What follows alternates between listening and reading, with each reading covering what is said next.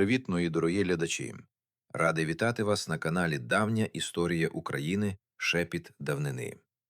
Якщо ви вперше на цьому каналі, підпишіться прямо зараз і натисніть на дзвіночок, щоб не пропустити жодного нового відео. Кожного тижня ми разом відкриваємо справжні, реальні, приголомшливі історії нашої великої землі.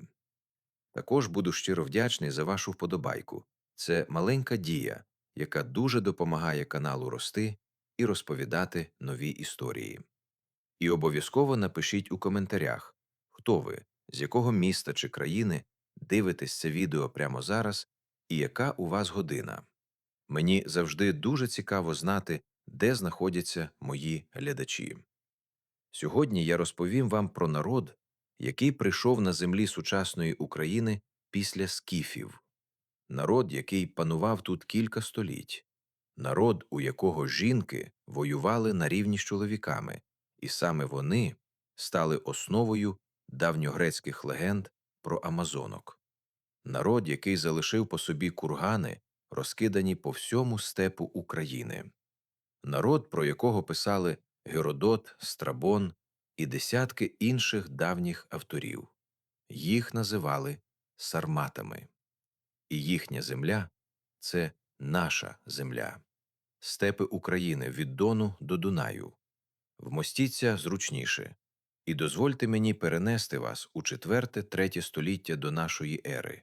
Туди, де починається нова сторінка давньої історії нашого степу. Почнемо з головного питання. Хто такі сармати і звідки вони взялись? Сармати – це група споріднених кочових народів іранського мовного походження, які населяли степи від Дону до Дунаю приблизно з 4 століття до нашої ери.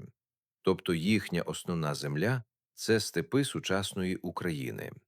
Саме тут вони жили, воювали і залишили свій слід в землі і в давніх текстах. Назва Сармати – збірна. Під нею об'єднували кілька різних, але споріднених народів. Найвідоміші з них – савромати, яких згадував ще Геродот як сусідів скіфів на сході. Потім – роксолани, які жили в степах між Доном і Дніпром, язиги, які просунулись аж до середнього Подунав'я, аорси і алани – народи східної частини степового поясу. Всі ці народи мали спільне коріння, спільну мову і дуже схожу культуру. Вони були кочовиками степу, як і скіфи, яких вони зрештою витіснили з Причорномор'я. Але при всій схожості сармати і скіфи були різними народами, з різними звичаями і різними особливостями. Найважливіша і найвідоміша особливість сарматів – роль жінки у їхньому суспільстві. Але про це ми поговоримо окремо і докладно, бо ця тема того варта. Питання про походження сарматів – одне з найцікавіших у давній історії нашого регіону. Де саме сформувався цей народ? Сармати прийшли зі сходу, зі степів за Доном. Саме там, у степових просторах між Доном і Каспійським морем, сформувались народи, які пізніше стали відомі під загальною назвою сармати. Це були споріднені зі скіфами, але окремі племена з власною культурою і власними традиціями. Геродот у своїй історії розповідав цікаву легенду про походження савроматів, предків сарматів. За цією легендою вони народились від союзу скіфів і амазонок. Греки нібито перемогли амазонок у битві і везли полонених на кораблях. Амазонки повстали, перебили охорону і опинились у скіфських степах. Там вони познайомились зі скіфськими юнаками і вступили з ними у шлюб, але відмовились жити як скіфські жінки. Вони пішли далі на схід і там заснували новий народ – савроматів. Звичайно, це легенда, але вона дуже точно відображає одну реальну особливість савроматів і сарматів – надзвичайно важливу роль жінки у їхньому суспільстві. Настільки важливу, що навіть давні греки пов'язували цей народ з легендарними жінками-воїнами. І ось ми підходимо до найвідомішої і найвражаючої особливості сарматської культури – до жінок-воїнів. До того факту, який тисячоліттями вважався легендою, і який сучасна археологія підтвердила повністю і беззаперечно. Давні греки розповідали про амазонок, жінок-воїнів, які живуть десь далеко на північ від грецького світу, жінок, які не підкоряються чоловікам, які самі управляють своїми племенами, які воюють і полюють на рівні з чоловіками або навіть краще за них. Греки вказували, де живуть амазонки – у степах на північ від Чорного моря, тобто на землях сучасної України, і вказували, хто їхні сусіди – скіфи і савромати. Сучасна археологія дала однозначну відповідь – жінки-воїни були реальністю. При розкопках сарматських курганів на території України регулярно знаходять поховання жінок зі зброєю. Не просто з прикрасами і побутовими речами, а зі справжнім бойовим спорядженням, з мечами і кинджалами, з луками і сагайдаками зі стрілами, з списами і бойовими сокирами. Це не поодинокі випадки, це системна закономірність. За підрахунками вчених, близько 20% всіх сарматських військових поховань – жіночі. Кожен п'ятий похований воїн – жінка. Це колосальна цифра, якої немає практично в жодній іншій давній культурі цього регіону. Що більше, деякі жіночі поховання свідчать про дуже активне бойове життя. Кістки зі слідами поранень, деформовані від постійного натягування тятиви пальці, розвинені м'язи правої руки, характерні для лучників. Все це говорить про те, що ці жінки не просто мали зброю як символ статусу, вони реально нею користувались.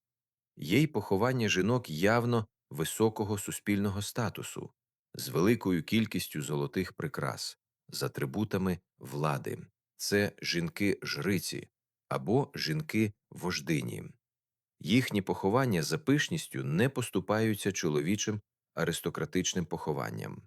Геродот писав про савроматських жінок дуже конкретно. Він зазначав, що їхні дівчата не виходять заміж, поки не вб'ють ворога в бою, що вони їздять верхи і полюють разом з чоловіками, що деякі з них ніколи не виходять заміж і все життя залишаються воїнами. Це не вигадка грецького автора. Це реальність, яку підтверджує земля нашої України. Через кожен розкопаний курган, кожну знайдену зброю, кожну жіночу кістку зі слідами бойових поранень. Як же сталося, що сармати прийшли на зміну скіфам? Як могутній скіфський народ, який переміг самого Дарія Великого, поступився своїми землями новим прибульцям зі Сходу? Процес був тривалим і поступовим. Він тривав кілька століть, і він був зумовлений цілим рядом факторів. По-перше, демографічний тиск. Сарматські племена розмножувались і потребували нових пасовищ. Їхні землі за Доном вже не могли прогодувати всіх, і вони почали просуватись на захід, туди, де були родючі пасовища і чорноземи причорноморського степу. По-друге, послаблення скіфів. Після поразки від Лисимаха в битві при Дунаї у 292 році до нашої ери скіфська держава вже не була такою могутньою. Смерть великого царя Атея, якого ми вже згадували у попередніх відео, теж підірвала єдність скіфів. Внутрішні суперечки між скіфськими племенами ослаблювали державу. По-третє, військова перевага сарматів. Вони теж були чудовими кінними лучниками, але крім того, сармати більше використовували важко озброєну кінноту – катафрактів. Воїн в металевих обладунках на коні, теж захищеному металевими пластинами, це була нова і дуже ефективна бойова одиниця, якої скіфи не мали. Страбон, давньогрецький географ, який жив на межі нашої ери, описував просування сарматів на захід дуже конкретно.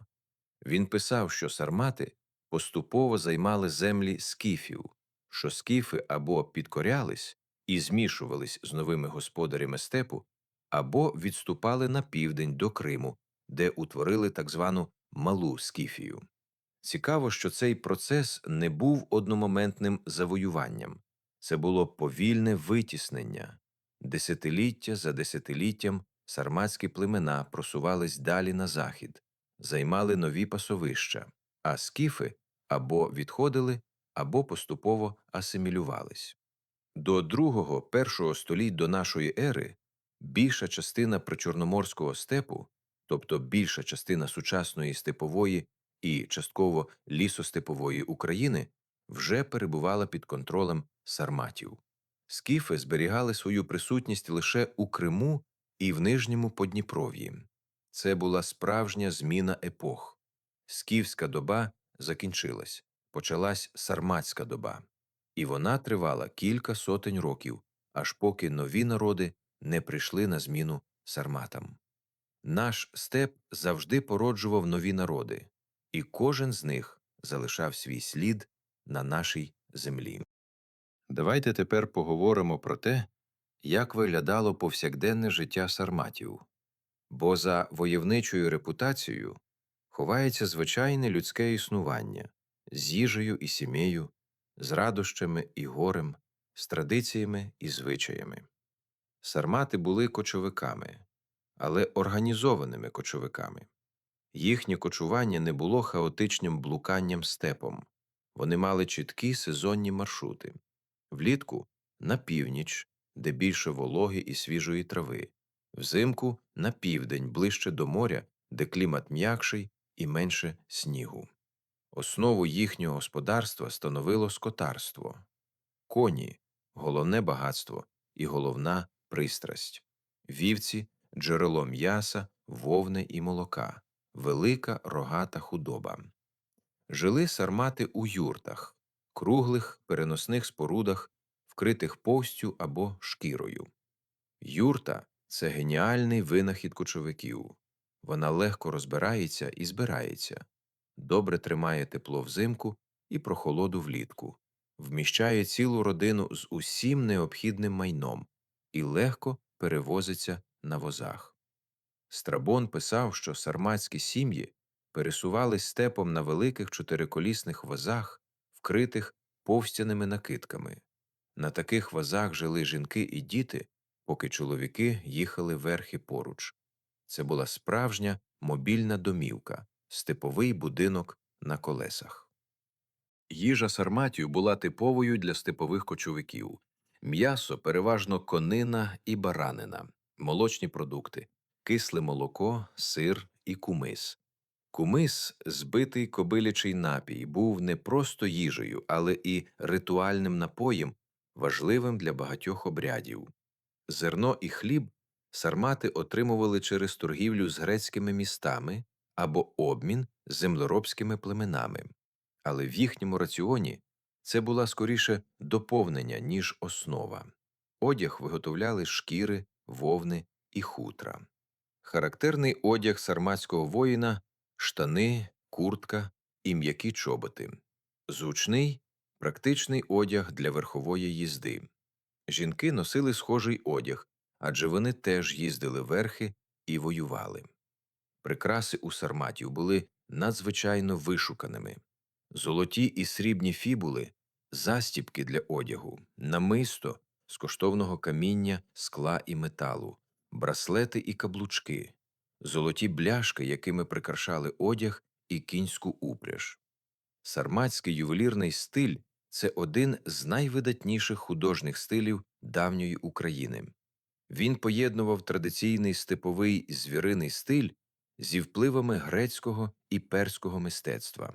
Результат – унікальні вироби, які сьогодні прикрашають найкращі музеї України і світу.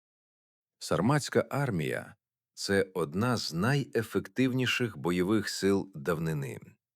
Вона поєднувала дві головні компоненти – легку і важку кінноту. І саме це поєднання робило сарматів такими небезпечними для їхніх ворогів. Легка кіннота – це класичні степові кінні лучники. Вони могли стріляти на повному скаку влучно і далеко. Вони були надзвичайно рухливими. Вони могли атакувати і відступати так швидко, що важка піхота просто не встигала реагувати. Але головна козирна карта сарматів – це катафракти. Важко озброєна кіннота, яку сармати розвинули і довели до досконалості. Катафракт – це воїн, закутий у металеві або кістяні обладунки від голови до п'ят. Його кінь теж захищений металевими або шкіряними пластинами. У руках у воїна довгий важкий спис контос, завдовжки до 4 метрів. Коли загін катафрактів мчав у атаку, це було схоже на живу стальну стіну, що рухається. Їх не зупиняли стріли, обладунки захищали. Їх не могла зупинити легка піхота, вони просто змітали її вагою і швидкістю. Саме сарматські катафракти стали прообразом середньовічних лицарів. Важко озброєний вершник, закутий у броню – це степовий винахід нашої землі, який пізніше перейняли і розвинули інші народи. Сарматська зброя була різноманітною і якісною. Довгі мечі для ближнього бою, набагато довші, ніж скіфські, кинджали і бойові ножі, бойові сокири, списи різної довжини, луки, як короткі степові, так і більші, потужніші. Сарматські мечі – особлива тема. Вони були значно довшими за скіфські, до метра і більше. Зручні для бою верхи на коні, з характерними перехрестями і руків'ями, прикрашеними золотими і срібними накладками. Щити сармати використовували рідше, ніж народи, що воювали пішки. Для кінного воїна маневр і швидкість важливіші за захист щитом. Але у деяких катафрактів були великі щити для захисту під час атаки. Особливо треба сказати про сарматський аркан – мотузяна петля, яку вершник кидав на ворога під час бою. Це дозволяло звалити пішого воїна або вершника з коня. Аркан – зброя характерна саме для степових народів нашої землі. У сарматів був дуже поширений. Античні автори з повагою і страхом описували сарматських воїнів. Для важкої піхоти сарматська кіннота була серйозною загрозою. Навіть добре навчені армії зазнавали поразок від сарматів. Відносини сарматів з грецькими містами Причорномор'я, Ольвією, Херсонесом, Пантікапеєм та іншими були складними і багатогранними. Не просто ворожнеча і не просто дружба, а складне переплетіння торгівлі, дипломатії, конфліктів і культурного обміну. Греки давно навчились жити поруч зі степовими народами. Ще за часів скіфів вони виробили певну модель співіснування. Торгуєш, і обидві сторони мають вигоду, поважаєш угоди, і тебе не чіпають. З приходом сарматів ця модель продовжилась. Грецькі міста продовжували торгувати з новими господарями степу. Вони продавали вино, оливкову олію, красивий посуд, ювелірні вироби, тканини. Отримували натомість зерно, худобу, хутро. Культурний вплив теж був взаємним. Сарматська аристократія охоче переймала грецькі смаки. Грецькі ювеліри виготовляли речі спеціально для сарматських замовників, поєднуючи грецькі технології зі степовими мотивами. Результатом стали унікальні вироби, які сьогодні є скарбами українських музеїв. Це чудовий приклад того, як два різних народи – грецькі городяни і степові кочовики – жили поруч і взаємозбагачувались. Не один поглинав іншого, а обидва змінювались. Саме на нашій землі відбувалася ця унікальна взаємодія цивілізації. Особливо цікавою була роль сарматів у Боспорському царстві – грецькій державі на берегах Керченської протоки. Це царство існувало на землях сучасного Криму і Керченського півострова і було одним з найбагатших і найвпливовіших держав Причорномор'я. Боспорські правителі часто шукали союзу з сарматськими племенами через дипломатичні шлюби. Сарматські принцеси виходили заміж за боспорських царів. Сарматські воїни служили у боспорській армії. Це давало Боспору потужних союзників у степу, а сарматам – доступ до багатств грецького міста. З часом сарматський вплив на Боспорське царство ставав все сильнішим.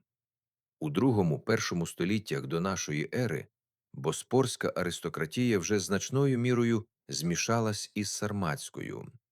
Це відображається в іменах у мистецтві, в поховальних обрядах. Це цікавий приклад того, як два різних народи поступово зближувались і утворювали нову змішану культуру на нашій землі. Не один поглинав іншого, а обидва змінювались і взаємозбагачувались. Саме на берегах Керченської протоки, на нашій українській землі, відбувалося унікальне злиття двох цивілізацій. Археологічні знахідки з Боспорського царства того часу – справжнє свято для дослідника. Тут і грецькі розписні вази, і сарматські золоті прикраси і речі, де обидві традиції нерозривно переплетені. Все це сьогодні можна побачити в музеях України. У першому столітті до нашої ери і в перших століттях нашої ери сармати все активніше контактували з Римською імперією, яка поширила свій вплив на Балкани і Подунав'я. Ці контакти були різними – то мирна торгівля, то запеклі бойові зіткнення. Роксолани – одне з найбільших сарматських племен, яке жило в степах між Доном і Дніпром, кілька разів вторгались у римські провінції на Дунаї. Перший великий набіг стався ще у 69-му році нашої ери. Тисячі сарматських вершників перейшли замерзлий Дунай і вторглись у римські провінції. Римська армія зупинила їх, але з великими труднощами. Траян, один з найвидатніших римських імператорів, воював з сарматами на початку другого століття нашої ери. На знаменитій колоні Траяна в Римі збереглись рельєфи, що зображують сарматських воїнів у характерних лускатих обладунках на бронованих конях. Це одне з найкращих зображень сарматських катафрактів, збережених до наших днів. Але були і мирні стосунки. Сарматські найманці служили в римській армії. Є свідчення про сарматські кавалерійські підрозділи у складі римських військ, навіть у далекій Британії, куди Рим перевів кілька тисяч сарматських вершників. Цей факт заслуговує окремої уваги.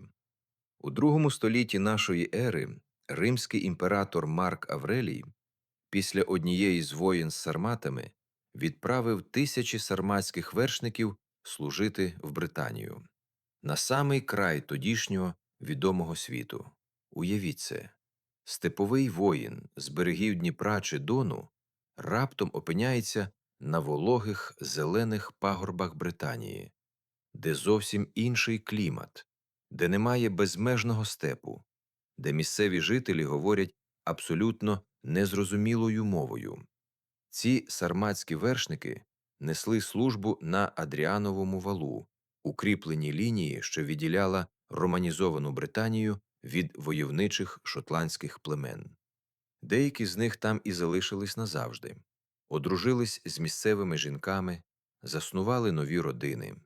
Деякі дослідники навіть висловлюють цікаву гіпотезу, що середньовічні легенди про короля Артура і лицарів круглого столу частково натхнені образами цих сарматських вершників із їхньою культурою воїна, з їхніми бойовими прапорами у вигляді дракона, з їхніми традиціями. Хто знає, може, частина нашої давньої крові досі живе на туманних пагорбах Британії. Це неймовірна подорож від українського степу до Британських островів. Про сарматське мистецтво можна говорити довго, бо воно справді вражає. Навіть зараз, через 2000 років після того, як ці речі були створені. Головна риса сарматського мистецтва – поліхромний стиль, поєднання кольорів, матеріалів і технік в одному виробі. Золота основа доповнена різнокольоровими вставками: червоний гранат або сердолік, синій сапфір або бірюза, зелений смарагд або скло. Результат надзвичайно яскраві і виразні прикраси. Цей поліхромний стиль сарматів пізніше вплинув на мистецтво готів і, врешті-решт, на середньовічне ювелірне мистецтво Європи. Тобто естетика, яку ви бачите у середньовічних коронах і реліквіях, частково має коріння у сарматському мистецтві нашого степу. Зооморфні мотиви, зображення тварин, теж характерні для сарматського мистецтва: олені, орли, грифони, дракони. Всі ці образи прикрашають зброю, кінську, упряж, одяг, посуд. Сарматський звіриний стиль має свої особливості: більш динамічний, більш насичений деталями. Це живе мистецтво народу, який жив у постійному русі і який бачив красу у силі і швидкості. Найкращі зразки сарматського мистецтва сьогодні зберігаються в українських музеях. Це наша спадщина. Краса, створена на нашій землі, нашими далекими предками. Дорогі глядачі, ми дійшли до кінця нашої сьогоднішньої подорожі.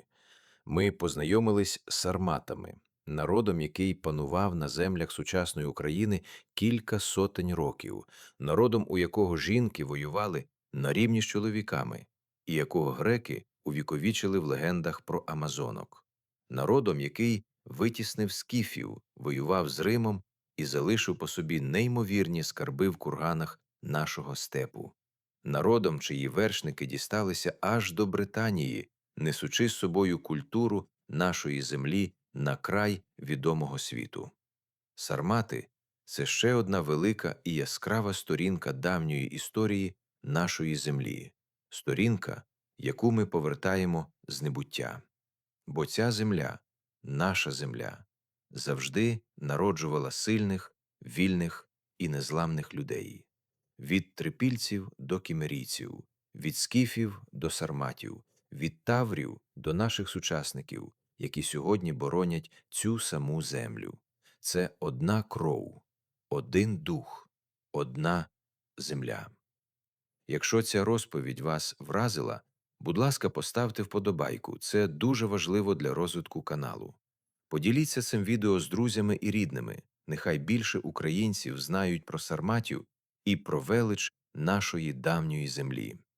Підпишіться на канал Давня історія України «Шепіт давнини», якщо ще не підписані. Попереду ще багато неймовірних і абсолютно реальних історій нашої великої землі.